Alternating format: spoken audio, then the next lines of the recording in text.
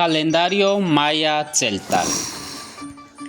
El calendario Maya Tzeltal está compuesto de 19 meses. Cada mes está conformado por 20 días, a excepción del mes de Chaikin, que solo dura 5 días.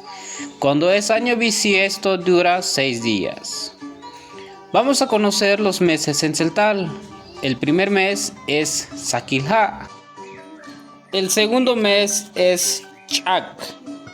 El tercer mes, Mac.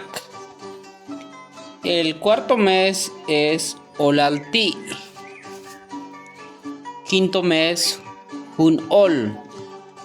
Sexto mes, Chaikin. Aquí dura entre 5 o 6 días, dependiendo si es año normal o es año bisiesto. Séptimo mes, Chinuch. Octavo mes, Mukunuch. Noveno mes, Okinahau. Décimo mes, Hukwinkil. Undécimo mes es Wakwinkil. Duodécimo mes, Howinkil.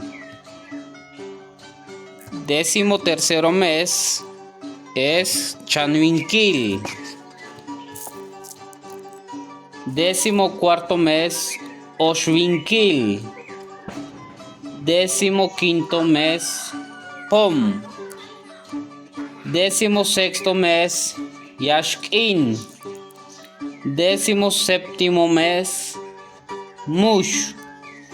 Décimo octavo mes, Tzun. Y por el último mes es Bachul. Esto sería el calendario Maya Tzeltal. No olvides compartir el material.